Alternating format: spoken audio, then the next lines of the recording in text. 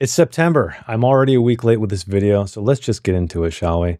And I read quite a few books last month, so buckle up.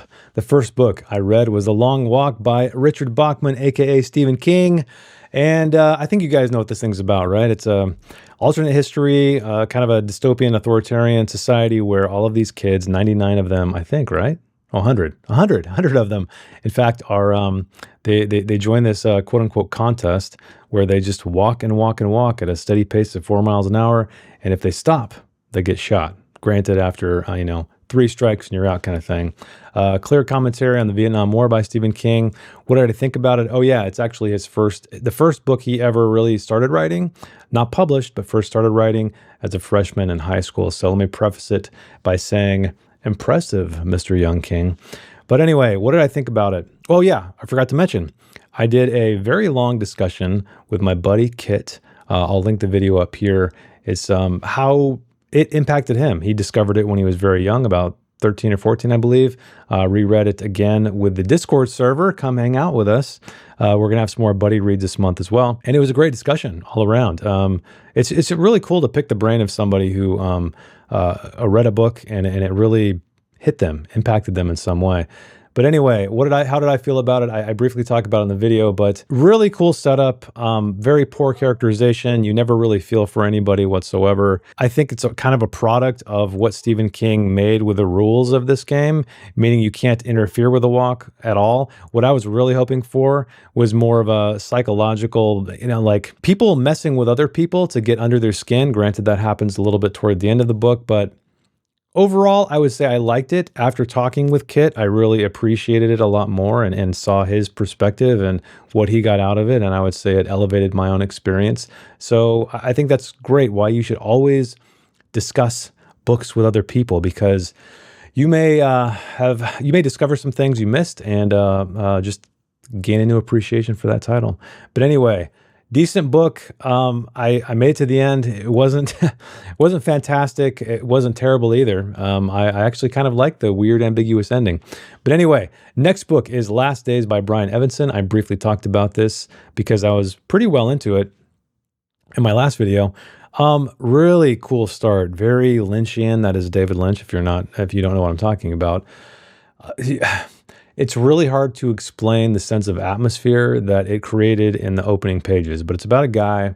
He's a cop or an ex-cop. I don't even remember. This is how many books I read. I'm kind of forgetting what I read. And he is approached by 2 strange gentlemen. They want him to do something for them.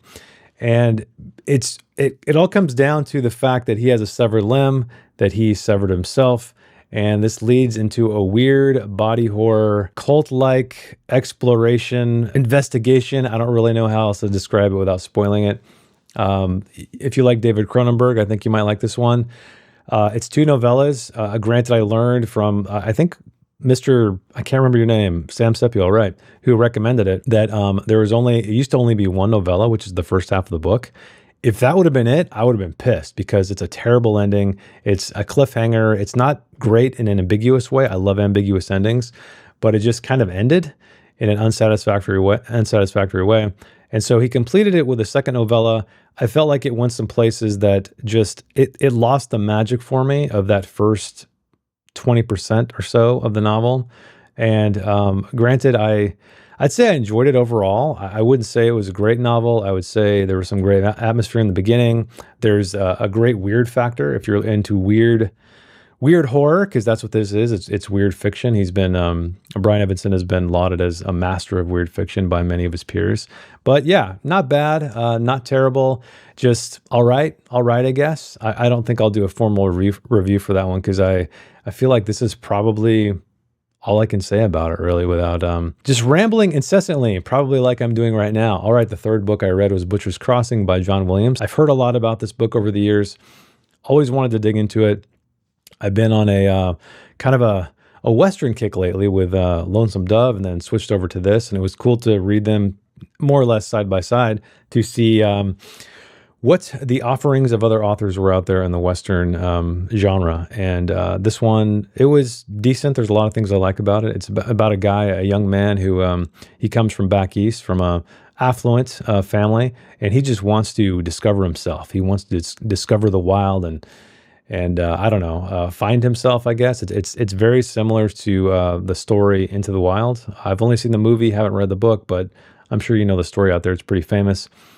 And he hooks up with a buffalo hunter, and he funds the entire project. Because it costs a lot of money to get a wagon and a skinner and et cetera, et cetera. So they go out and hunt some buffalo, and he discovers some things about himself, about his strengths and his shortcomings.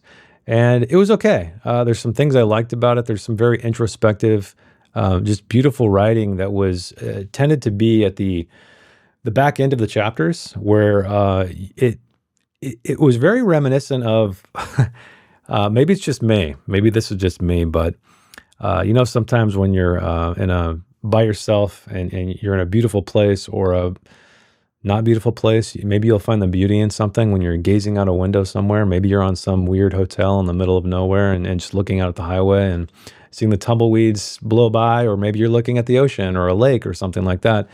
But you sometimes find yourself lost in your own thoughts, pondering things, what's to come, what has happened in the past, and those are my favorite parts, I think, in this novel. It's a short read. I do recommend it. Do I feel like it should be as celebrated as something like Blood Meridian or Lonesome Dove? Not really. I feel like it's in my opinion, of course, I feel like it's not as powerful as those two novels. Now, I know at least Blood Meridian it's a love-hate thing for a lot of people out there, but this book did not quite reach the heights of either of those books in different ways. But I can recommend it if you're looking for a Western that is not just an adventure, but an exploration, an internal exploration of a young man as he kind of discovers who he is and who he wants to be. Go check it out. All right, the next book I read, you guys know what it is because you voted. I actually reviewed it already. So I will link it right here in this video if you missed the review. That is Windhaven by George R. Martin and Lisa Tuttle. I liked it. I really liked it. I was kind of surprised. I should never lose my faith in you guys out there, because I love all of your suggestions, because they're very rarely mainstream, what is already going around BookTube things. Now, granted, I know a lot of you guys out there, like with Dungeon Crawler Carl, which I know I still need to review, and it's coming, I promise. Fourth Wing, stuff like that. You guys like to troll me, and understandably so, and I'm glad I did read those books. But you guys bring me the stuff that I don't know about, is rarely talked about, and so I appreciate that, because I feel like on BookTube there's a lot of just churning of the same content, and it's kind of boring. I feel like you're ping-ponging from booktuber to booktuber, talking about the same boring book that's all over TikTok and everywhere else, and that's just boring. You guys don't want to be bored. Hopefully you guys don't get caught up into that nonsense, because it's boring. I'll say it one more time. I enjoyed this book. I highly recommend you read or watch the review, because it's much more in depth. It gives my very detailed thoughts. At least I hope so. It was a little bit longer than I think my normal review, just by a few minutes, but it's worth your time, I swear. I liked it overall, as I mentioned. It's about a young girl who's she's on this planet. She's an orphan, and it's a planet called Windhaven. People from Earth many, many years ago crash landed here. They were space voyaging, and they're stranded on this very stormy, very windy planet. And it's just mostly covered by ocean, but there are these craggy rocks that rise up where these people, they create their civilization, essentially. They create these wings that are 20 feet in wingspan, and they just coast around because the winds are so persistent all the time that they can just jump off these cliffs and not really fear about landing in the water or crashing on the rocks below. So, but anyway, it's about her rising up against sort of a bloodline tradition where you pass the wings in a familial sense, right? So the father or the mother will pass it to their child, and so on and so forth. Very similar to, a monarchy, essentially. So she wants it to be a meritocracy. She wants you to be able to earn your wings, not be given your wings. While the first part of the novel is very on the nose, very, like I said in my review, I rolled my eyes a little bit at the very end of it. It definitely goes into subversive territory that George R. R. Martin is known for. Granted, this is nothing like A Song of Ice and Fire in that regard, but you can see that he's toying with things that you don't really see in fantasy very often, because it's almost like he's making fun of the first part of the book and showing you, I told you so. This is stupid, right? I just trust me. I will prove to you what I'm doing here. And granted, this is Lisa Tuttle's book as well, so I don't want to leave her in the dust. She's a fantastic writer. I've only read one of her other books called My Death, but really enjoyed that one too. Yeah, recommend this one. If you guys are just tired of the same old crappy fantasy that is just gracing the Amazon charts and the Goodreads charts, and are tired of endless series because this is a standalone, and just want something a little bit different, something that may give you that sense of escapism you're seeking, which I normally don't look for, but I really enjoyed it in this one, I think because the setting was so different. And also some deeper characterization. Granted, I think some of it was, I don't want to say some of it was failed, but it was less strong than I would have hoped, because I felt like it was going a certain direction, and then it kind of did, but then because it was literally spoken out by a character, by multiple characters, kind of lost its magic, if you know what I mean. I won't get too far into it. Go check out my review. All right, here we go. We're going to keep going, guys, because I know normally it's just 4 for me. I kept going. I was traveling. I was on a plane. I read a lot. The Whole by Hiroko Oyamada. Hopefully I got that right. It's about a woman. She's married to a man, and he gets a new job, and they move closer to his parents' house. And it's a difficult situation for her to acclimate to. She's lacking a sense of purpose, and she starts to explore her surroundings, and falls into a hole. Yes, a hole, just like the title. She's following some strange creature, and then meets a woman who helps her out of the hole, and thus begins a strange journey of who this person is, and how this woman finds herself in her present situation. It's only about 60 or 80 pages, 60 to 80 pages, something like that. It was okay. I felt like if you guys know, I have a big issue a lot of the time with novels that are translated from Japanese to English. It often feels wooden. It often feels just expected and stale and kind of boring. And I don't want to say childish, but written in a very rudimentary fashion. At least that's how it comes off. This one, it had some dialogue in that regard, but I feel like it was kind of appropriate, because I don't know if this thing is considered a horror novel. Maybe it is. There's some creep factor to it. I think this would make a really great film. I think it could really benefit from a visual treatment, because again, the writing to me, like while it was there on the page, and while you could, just the pacing and the setup and the atmosphere, sometimes it worked, most of the time it didn't. So it was all right. I don't know if I can totally recommend it, but if you're looking for a short read that has some creepy factor, and if you're looking for something out of Japan, yeah, you might want to check it out. The Whole by Hiroko Oyamada. And then next, I read White Mice by Daniel White, who I interviewed just this last weekend. Go check out the nearly 2 hour-long interview. Had a great time talking to him and picking his brain about his book. It's only like 37 pages. It's novella or a long short story, however you want to coin it. It's really weird. It's dystopian, kind of post-apocalyptic in a way, I guess. But it's about this guy who's in a facility, and he's being experimented on along with a bunch of other people. And he, well, I won't spoil it for you, but we're going about his day to day, his monotonous day to day, and something changes, of course, like often does in stories, and has a very ambiguous ending. But it's a good read. I do recommend you pick it up. It's, I think, $2 or $3 on Amazon. But it really gave me a sense of playing a video game, and I don't mean that. I'm not trying to denigrate the novel in that, or the novella in that way. It felt great. It felt like in those video games where you wake up in a strange place and you don't quite know who you are, even though the character does know who he is. He's a mute, by the way, too, which is a cool little touch. You're slowly progressing through his day, and it's very deliberately paced. I don't want you to think it's slow or anything like that, because it is a short book. It has this pacing to it that just really draws you into the world, and allows you to stop and smell the roses, even though all the roses in this world are rotten and rust covered. But it really has a sense of place. I really like the lore that was hinted at, so totally recommend it. Fortunately, I already gave away the copy that I mentioned in the interview, but I still highly recommend you check it out if that sounds something you might be into. All right, the final book I read, and this one was a doozy. Well, it was a doozy because it's a classic. It's something I've been meaning to get to for a very long time. That is A Wizard of Earthsea by Ursula K. Le Guin. It was, I've never read any of Le Guin's stuff. I'd always been meaning to. I had a few days left in the month, and it was free on Audible, and I said, you know what? Let's give it a go. Let's give this thing a go. I did not like it. I did not like this book. I don't get the hype. And I'll tell you why. I will tell you why this book sucks. Yeah, you heard me right. I think this book sucks because okay, this is just my opinion before you get angry. If you love this story, you can love this story, but let me explain to you why I couldn't stand it.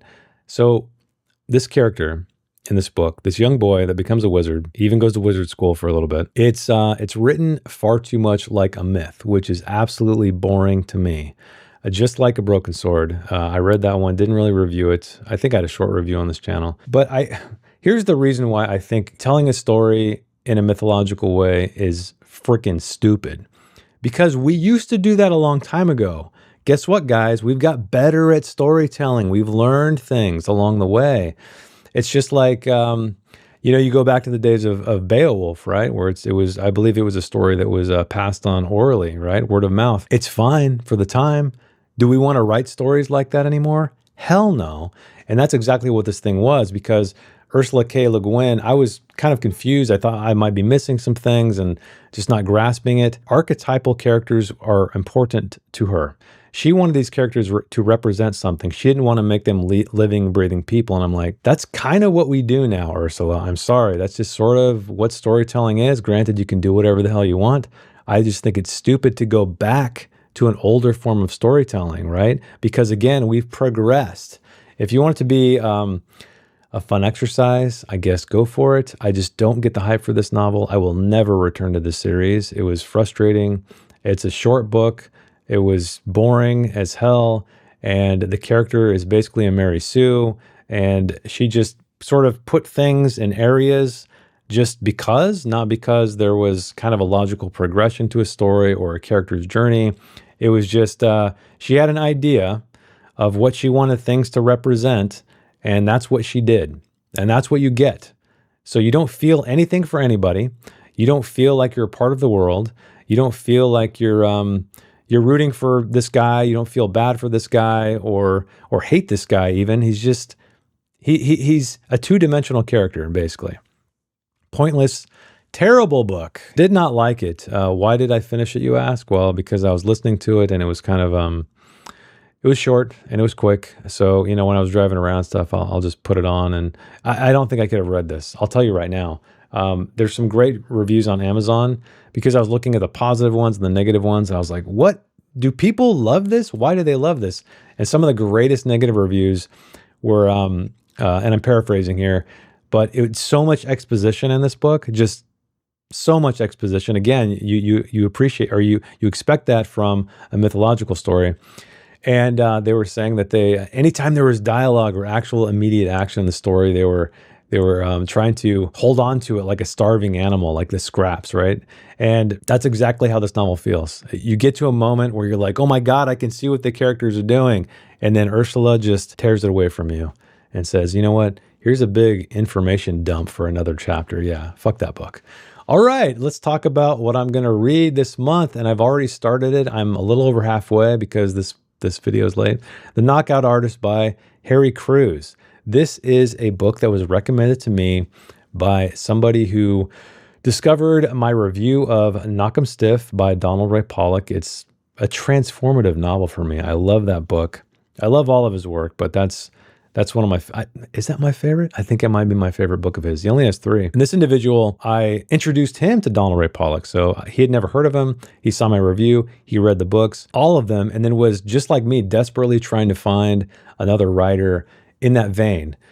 So William Gay is another one that's in the Southern Gothic kind of vibe. And I tried him, did not care for his stuff whatsoever. It felt like an imposter Cormac McCarthy or an imposter Donald Ray Pollock. So this guy said, check out Harry Crews. I tried all of these other writers that fit in the Southern Gothic category, and none of them were really hitting it like Donald Ray Pollock. And so I started reading it. Best goddamn chapter 1 I've read in, I don't know how long. I'll tell you right now. So this book, it's about a guy who can knock himself out.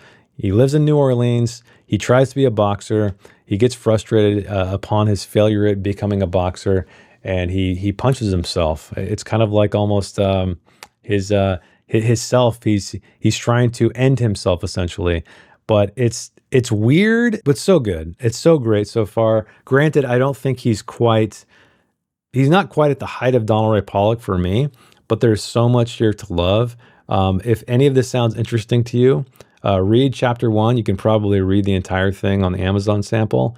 And if you don't like it after that, then it's not for you.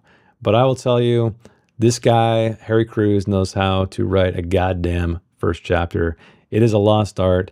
Like I said, most books I read don't even come close to having opening chapters like this. You're just thrown into this bizarre world. I'm not going to spoil it for you. Go read it. But The Knockout Artist by Harry Crews, I'm looking forward to finishing that one.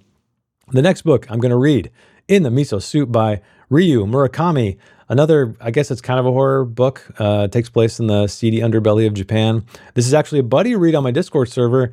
And there's a few people, I think, who have completed it already. I haven't started it yet. And let's just say they're not very pleased with it. And they're wondering, like, what is the point of the story? Nothing really happens. Oh wait, something happens. Oh wait, it's not that interesting. The characters are cardboard cutouts, etc., etc. I'm still going to give it a try, but just know that I may quit this novel. I may not finish it if it is bad as they are saying it. What I'm hoping is, though, that all of their negative or all of their criticism is making my expectations quite low. So maybe I'll get into this thing. Maybe it'll feel like a Japanese art house film and I'll really get into it. That's what I'm hoping for anyway. But I would love to know if you've read In the Miso Soup. How do you feel about it? I know Ryu Murakami is famous for Audition. I've seen the film. I tried to read the book. Wasn't a fan of the writing. So I stopped that as well. So maybe he's more of an idea guy and less of an execution guy. But again, a lot of this stuff can be lost in translation, as you know. But yeah, In the Soup. Ryu Murakami, if you want to read it along with me and the rest of the people who are continuing to read it, join the server. Link down below. All right, the third book I'm going to read is I'm Giving Le Guin Another Shot. And that is with The Dispossessed. I hear a lot of good things, although I heard a lot of things about Wizard of Earthsea. Did not care for it. This is also a buddy read, so I don't know if anybody has quite started it yet. I'm probably going to start it in a couple weeks maybe, or a week and a half anyway, depending on if I finish In the Miso Soup.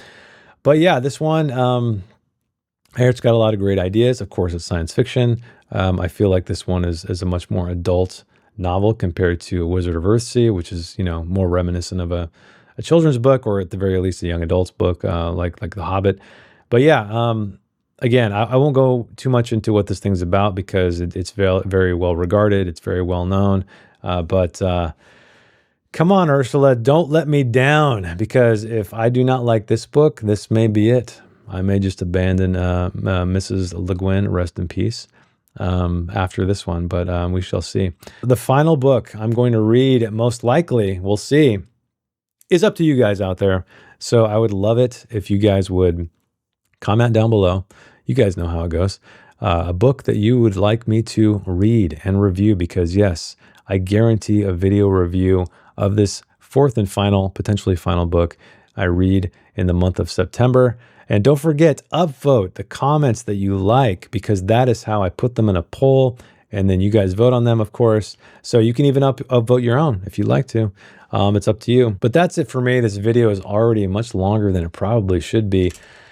So I can't wait to see what you guys suggest for me down in the comments. But let me know, what was your reading month like in August? What are you looking forward to in September? I would love to hear it, because I selfishly grab all of those books that you guys talk about in the comments and put them in my little stash to read later. But thanks for hanging out with me. Thanks for watching, and I will see you guys in the next video.